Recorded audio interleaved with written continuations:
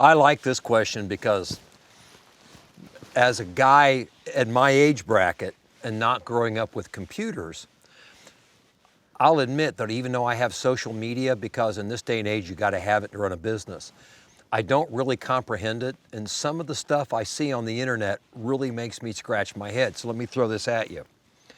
As longtime firearms instructors, well, me and you, yeah, me and you, in the training business, what do you think of all of the posers and social media heroes versus the honest, experienced firearms trainers?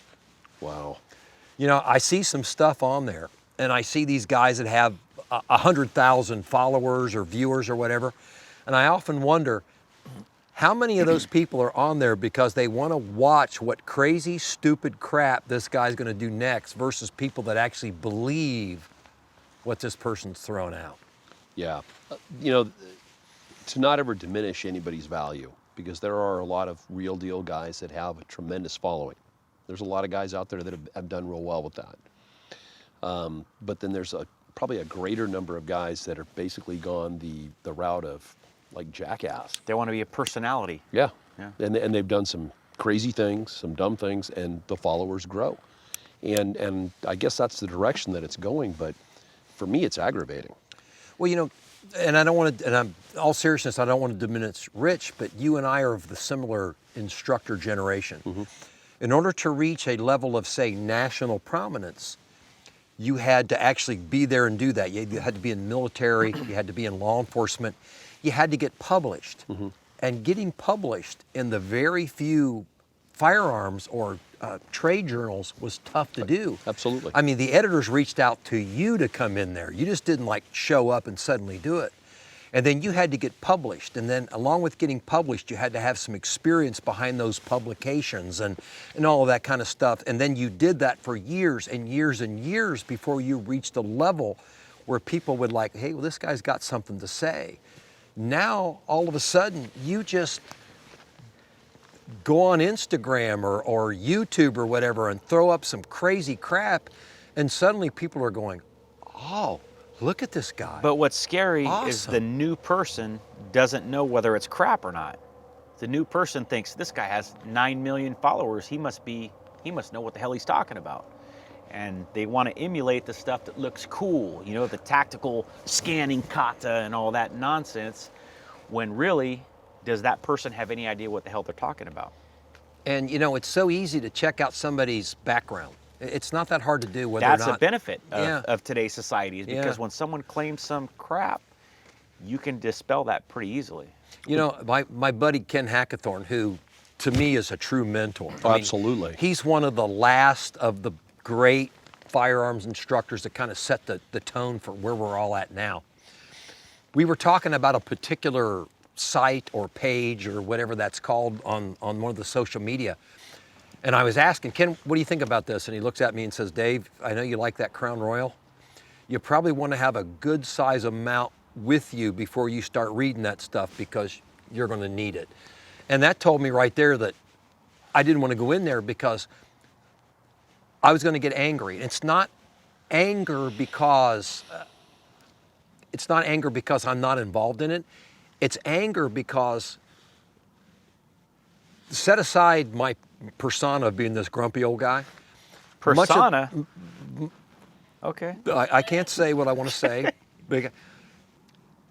Most of the time I get upset because I see things that are going to get people killed. Yeah. And I really care about my students. I care about the people that follow me. The reason I do what I do is because when I pass on, I want my legacy to be, you know, he saved some lives. Not that he made a whole bunch of money or He had he a lot was of followers. famous. He had a lot of Yeah. followers. That I did some good in this world. And I see so much crap that I just want to reach out and grab that guy and just shake him and say, quit doing stupid stuff. It's insane. And social media is good, but it's also bad because, like you say, Double-edged sword, brother. these people don't know what's stupid. Yeah. I'll step back and let you guys have your thought. I mean, just think about, as an example, and kind of on the same note that you're speaking, Think about when Jeff Cooper created API before it became Gunsight. The American Pistol Institute. Yeah. It was this big. Yeah. It was a piece of land in an undeveloped area of Paulden, Arizona, out in the middle of nowhere. And he was in a trailer, He was mobile in a home. double-wide mobile home. Yeah. And it was, a lot of the ranges, he was digging the holes and the trenches and everything else. It was very simplistic. And the whole idea behind it was needs that he identified that he had been working on and had developed and now had the latitude as a private citizen. Do you to remember teach. his original moving target was those steel plates that Yep. rolled down that? Yep. But it worked. It did work. Yeah. What, it It- rolled downhill because of It gravity? rolled downhill from gravity. Well, it like was a it. great idea. Well, like the jungle lane range is still it's still every class you do. There's one in that, and it's just a it's a wash in the it's desert. a wash yeah, in the desert. yeah. But the purpose that Cooper did this was to benefit people, not for the notoriety that ultimately got created. Gunsight didn't grow because Jeff Cooper had investors and benefactors and everything else. It grew out of necessity based on the number of students that wanted to come there. Right. And otherwise, it would have remained a double wide out in the desert with Jeff in retirement doing what he wanted to do. Well, you know, I had the top off opportunity the- on several occasions to. Are we safe doing this? We'll make sure he gets home all right. Okay. Hey, no, I don't need any more. Are you sure? Thank you, I'm good. You say that I now. appreciate it. You say that now. Give it to him for hair gel or something. Okay. You know, I had the opportunity on more than one occasion to sit down with Colonel Cooper, which is one of my Amazing, greatest amazing. memories. Yeah, That's cool. I mean, I didn't agree 100%, but what instructor do you agree with 100%? But you know what? He said that the API was actually his research laboratory. Yeah, he wanted to teach some classes, but he also wanted to sort out what actually worked in conflict. And I always greatly respected that attitude, but that's not the attitude of the internet wonders. Well, we've talked today about the great Jim Cirillo. Right. And Jim, as knowledgeable as Jim is, and as close to a real world Wyatt Earp that Jim probably was, his whole claim to fame as far as anything commercial that he was concerned about was a set of sights that he'd designed. It wasn't training, but he was a great trainer. And it was based on a level of experience that Jim had. He was just simply trying to pass that on to the next generation. That's his whole motivation that was there. And I'll tell you about Cooper. I never had a chance to meet him like you did. That's actually phenomenal. But so much of what I learned as a young police officer was mindset and alertness and awareness information that came directly from Colonel Cooper. I never knew that. I never knew the stuff that I was taught and the stuff that I parroted as a young firearms instructor came directly from him until years later when I watched his videos that I got from Gunsight. And it's like amazing that every law enforcement trainer I ever learned from was stealing from Cooper and not giving attribution. Well, which is these the thing guys that that are- pisses me off because attribution is the key. right thing to It's do. the professional thing to do. Professional You know, thing to these do. guys that, you know, that bash and Cooper and the Gunsight method, and I always like, well, wait a minute. Do you teach a stance? Do you teach a grip? Do you teach a ready position? Do you teach presenting from the holster? Do you teach clearing stoppages? Well, yeah. Well, then you got that format from Jeff Cooper because that is his original defensive pistol course, which is now 250. Right. Everybody mimics that. Yep. And the reason we mimic it is because it's the best way to do that. And I don't care who says what about, I've got the latest, greatest, newest technique. They're probably copying that 250 I'll method. tell you this, and both of you guys can relate to this as knowledgeable firearms instructors and martial artists. So with Cooper, he was a revolutionary. He wasn't doing the shit that everyone else did. No. He was determining what was the most viable option, what was the best way to do something, not unlike Bruce Lee. And the people that want to not continue to progress or evolve their tactics beyond what the Colonel did or what Bruce Lee did, I think the Colonel and Bruce Lee would be upset with them that don't worship me, don't think that what I developed is the end all to be all. Continue the Move progression forward. in the manner that I have pointed you in the right direction. You know, one of the things I've always liked about Ken Hackathorn is, you know, Ken and I live in the same state. So, you know, we're kind of from the same area as far as, you know, police training and all that. But every time I'd run into him and we'd get to talking, kind of like what we're doing right here, he had changed. Yeah. He never stayed the same. He Beware was the guy always who's teaching the same shit over He and was over and over. always, if you're teaching the same stuff 10, 20 years later, you're not paying attention. And see, that's the thing that people fail to recognize is Gunsight has, as just an example, they're not the only one, but they have continuously evolved. Yes, they have. You know, in that era, it's not unlike today's era. You know, you look at kind of what was going on, but the things that people were doing coming out of the military, coming out of law enforcement, then were guarded, they were shielded, they were hidden. You know, that was the beginning of Soldier of Fortune and that kind of arena.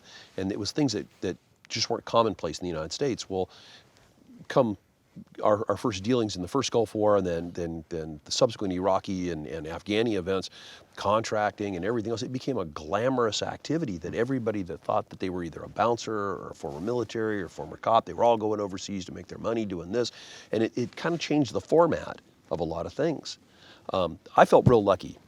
In every state's kind of the same, I guess, in one respect, based on the time frame that you go to an academy. But in Arizona, when I went to the academy, we weren't even post yet. We were a system called ALAWAC, which is pre-post. And all my range instructors at ALETA, which was at the time our top academy in the state, were all DPS officers, but this was Arizona DPS at the time was kind of like Alaska State Patrol. It was like the rural law enforcement. And all these guys were gunfighters, guys like Charlie Crawford and some of these other guys. And a lot of the guys that were old-time Gunsight instructors, Right. they'd all been in multiple shootings on the border, on the highways, out in the middle of nowhere. And the knowledge they passed on and what they wanted to pass on, they were gruff, they were gritty, they were a little agitated sometimes when they would teach. And coming out of the military, I appreciated that because that's how I'd been taught in the military. But the reason they were that way was they were trying to make you better, not trying to make themselves look more important. I went to the same academy in '96. Really? Yeah. Oh, wow. Yep. That What was class- back when what was your class number? Oh, you're putting me on the spot now. I'll get back to you after I'm not drinking. 156. Yeah. did you really go? I'm a cop. Okay, well, that's true. All right. Yeah, it really didn't matter whether you were holding your gun like this or a gun like this. No. These guys knew that you got the gun between you and the threat, you worked the trigger, and you had the wherewithal, the state of mind, the mindset, whatever it was, to stay in the fight. That was the important part, and that's what these guys understood. And you know what? I think that's what Colonel Cooper understood. Absolutely. And I hear people argue that all the time. Well, that's not how it happens. How many shootings you been in? Well, I haven't been in. Well, you know, I was outside of the military where battlefield engagements are a little bit different than sitting here between you and I distance when a shooting happens. But out of the 4, 2, I can tell you, I was running away when the shooting happened. You don't know what kind of stance you're going to be in. It's simply going to happen under somebody else's terms because they're the ones creating the fight. You're reactive. You have Absolutely. no idea what it's like to have someone try to take your life. And people that try to emulate it, they got no idea. But you know what? There are people out there that have watched thousands of gunfights on YouTube and LiveLeak, and that makes them authorities. Oh, absolutely. Yeah, Well, I've seen so- Sicario 3 times. I know what everything happens on the Oh, border. you know what the border's like then, don't you? Absolutely. Yeah. I've been asked about that all the time. Is that So how it ca- really is in Arizona? Can I go ahead and say that the posers and social media heroes suck? Yeah, that's cool. That would be the general. So, okay.